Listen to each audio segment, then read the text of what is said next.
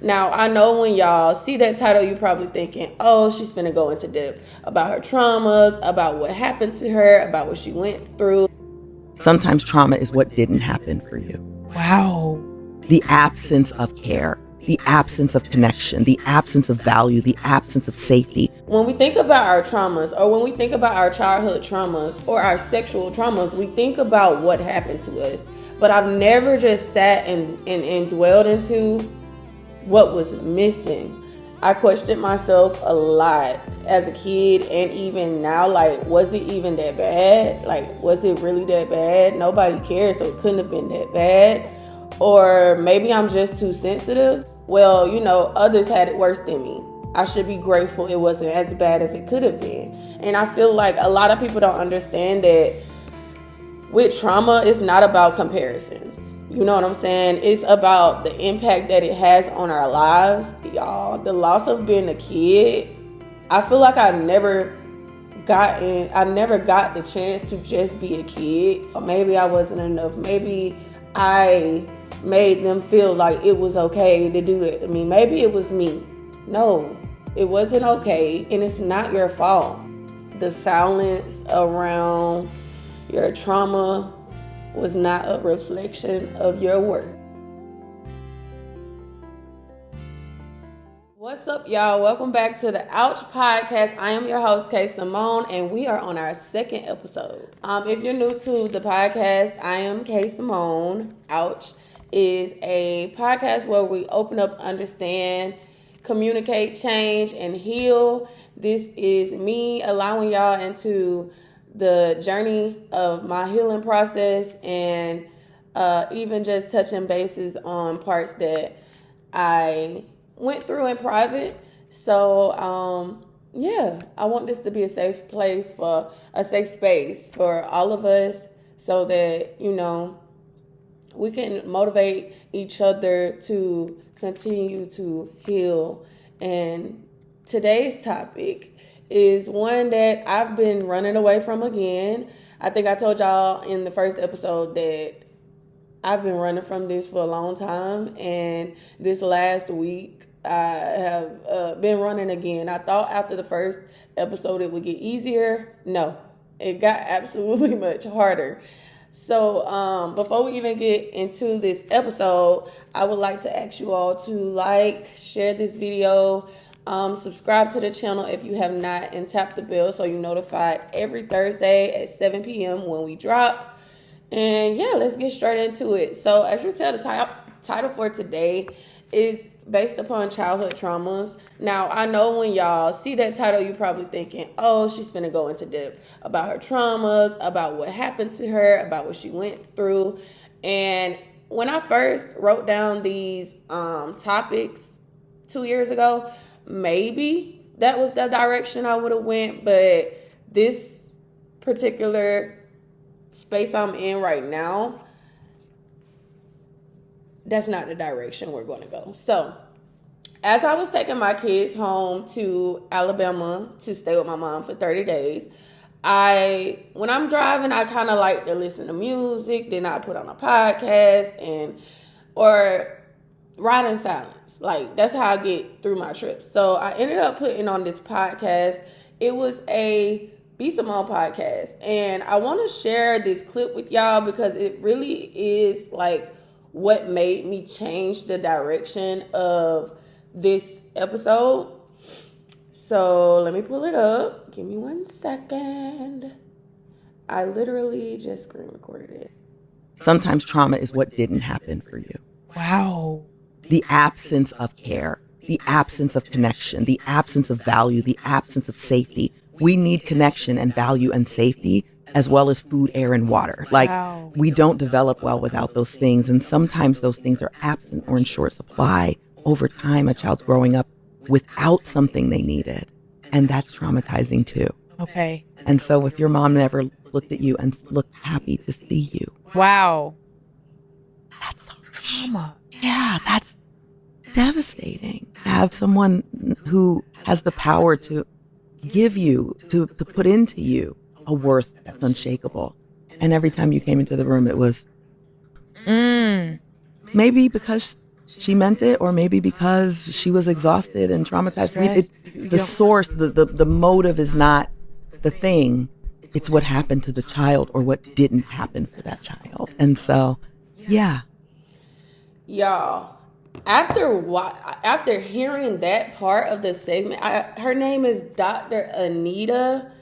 Oh, y'all gotta go tune into that episode for sure. Her name is Dr. Anita Phillips, and it made me think deeper into this episode particularly because we always think about, when we think about our traumas, or when we think about our childhood traumas or our sexual traumas, we think about what happened to us.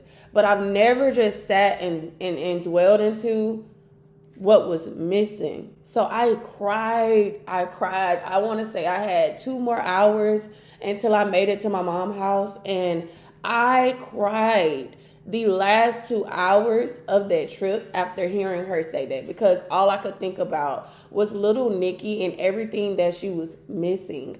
I've never looked at the trauma that brought, even now in my life today. So we're going to dive into it, and I'm going to touch bases on some things. Y'all know I have my card, so I won't get off topic. I don't want to stray away from what I want to touch bases on. So with that being said, the questions I asked myself when I heard this segment on her podcast were like, what didn't happen, Nikki? I also asked myself, what were you missing? And then I also asked myself, how does this affect us? And as I came to as I was drawing up answers in my head, I was like, okay, I didn't have comfort. I didn't have protection. I didn't feel loved, and I didn't have the guidance to even get through it. Now, I want to first talk about like the emotional neglect that I felt. I feel like that one was more tricky than anything because it was invisible. I questioned myself a lot as a kid, and even now, like, was it even that bad? Like, was it really that bad? Nobody cared, so it couldn't have been that bad. Or maybe I'm just too sensitive. I hear that a lot as I was a kid, and even now to this day, people be like, oh, you're just so sensitive. Maybe I am too sensitive. That was a thought for me growing up. That was a thought for little Nikki. Another one was, well, others had it worse than me. I should be grateful it wasn't as bad as it could have been. And I feel like a lot of people don't understand that with trauma, it's not about comparisons. You know what I'm saying? It's about the impact that it has on our lives. And if little Nikki is still carrying that pain or carrying something from her childhood, then it's still going to show up in today. It's still going to show up in my life today, and it does. So I wanted to, make sure y'all know that it matters. It matters, regardless of what people may think. It matters. There's so much that I identify missing in my reflecting. The adult who should have noticed, that made me grow up with abandonment. Like, dang, y'all didn't pay attention to me enough to notice the difference in my eye, or the difference in my moods, or the difference in I was a kid. You didn't notice the changes. I think that one is number one because that one affected me a lot. Like, dang, I'm that unnoticeable. Another one was a safe space to speak. When I spoke about my trauma, it was in a very heated moment. I think as someone triggered it out of me. I remember exactly. I was at my grandmom's. I had moved back with my grandma, and I remember somebody saying, I don't know if it was my grandma or my papa, you ain't been through nothing or something. And I got so overwhelmed because y'all just haven't noticed. Nobody noticed. So I kind of just blurted out my trauma in a defensive way, because what do you mean I haven't went through anything?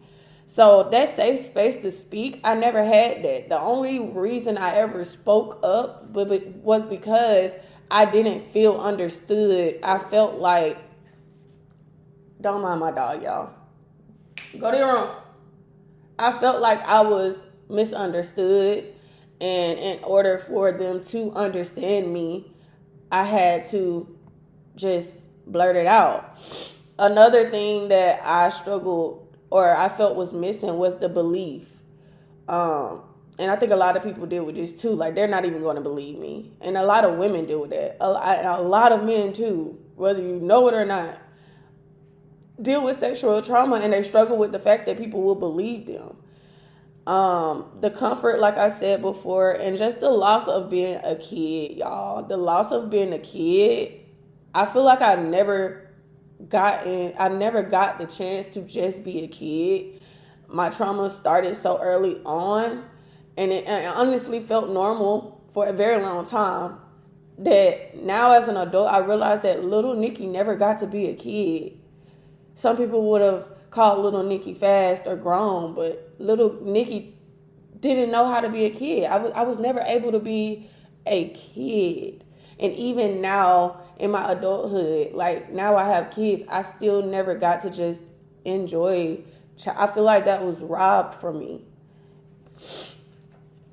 I went through a phase of, feeling like maybe I deserved it. Nobody cared, so maybe this was meant to happen to me. Maybe I wasn't worthy of being saved. This is how all of those missing things made me feel. And if you have been feeling any of that, or if you, those are questions I still to this day that haunt me. Like, if you feel like that, or if it sounds familiar, like a familiar thought, I want you to know that you didn't deserve it. You didn't deserve that. Somebody should have saved you. You should have been safe. You should have felt safe. It was not okay. I think a lot of us need to hear that. I need to hear it still, because I still, maybe it's my fault. Maybe I wasn't enough. Maybe I made them feel like it was okay to do that to me. Maybe it was me. No, it wasn't okay, and it's not your fault. And it's not your fault that no one paid attention. It's not your fault that no one noticed. You were not supposed to go through that. It was wrong in every way, shape, form. It was wrong, and it's not your fault.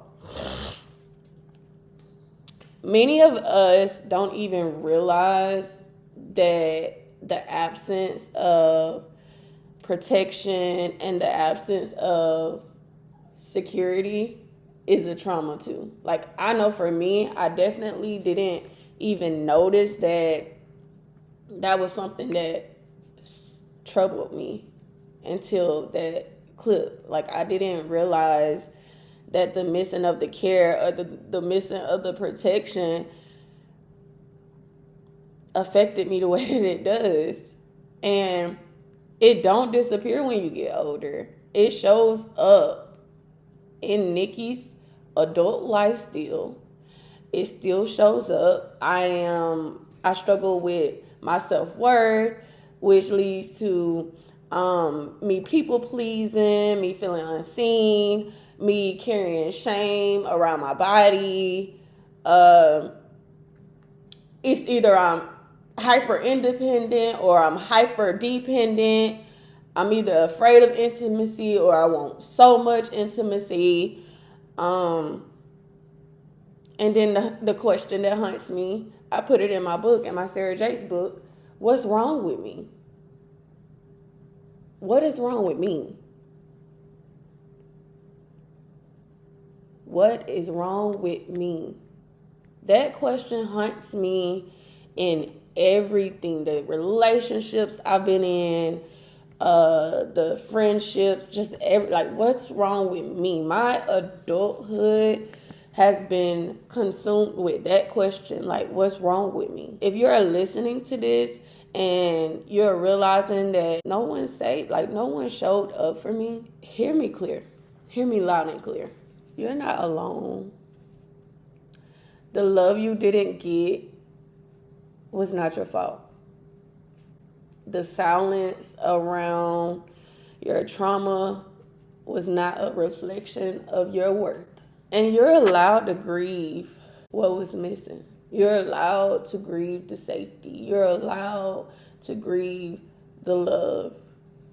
You are allowed to grieve the protection. You are not too sensitive. You are not making a big deal out of it. You're a survivor. You're a survivor of not only what happened to you, but you're a survivor of what was missing when that was happening to you. So, to little Nikki, you're okay. I got you. I will protect you. I will love you. I will guide you. I will validate you. I got us from here. I will protect us from here. You don't have to feel shame. You don't have to feel guilt. I love you. I love you enough for everyone who didn't show it. You don't have to search for someone to love you and protect you, because I will protect us from here on out. You have me. We have each other. And I'm sorry for everything you went through and the pain that was inflicted on your little body. You did not deserve that. You did not ask for that. And there's nothing a little girl could do to say that that's okay. You were just a kid. I'm so sorry you were not able to just be a kid. I'm so sorry. But I got you from here. I promise I do. We will get through this. We've been getting through it. We're going to keep getting through it. And I got your back. So that's just my little letter to myself. A little reflective letter to myself. I thank y'all so much for spending time with me today. I hope that I kind of opened a portal to a conversation that needs to be had with just ourselves. We don't have to have this talk with nobody. I feel like the reflecting of it on my own, like I think also in that podcast she said that at some point our parents, it's only so much healing that they can give us. So we have to take responsibility in healing our inner child and healing. I had to take over. It's up to me to heal little Nikki. And if you're like on your own healing journey, I just want you to know that you're not alone. And I see you. I respect you. I honor you. You're going to get through it. You will. It don't be seeming like it. I know y'all. It do not be seeming like it. Because, baby, I still have days where I'm just like, Lord, I cannot do this. I can't do this. Send me somebody to help carry the weight, please. But, oh, you're going to get through it, I promise. And I'm going to get through it with you. Because I'm not going to leave you hanging. We're going to walk through this journey together. This is going to be the ending of this episode. Do not forget to share, like, share it with somebody who need to hear it. Comment your thoughts. If you want to share your story, you can reach out on our Instagram. Only I have access to it, and we could talk if you want to talk. Some people don't like to be open to the public, so if you just want to talk to me, I am here for you. I love y'all so much, and I thank y'all so much for tuning in to the second episode, and I hope to see you guys next Thursday. Take care of yourself.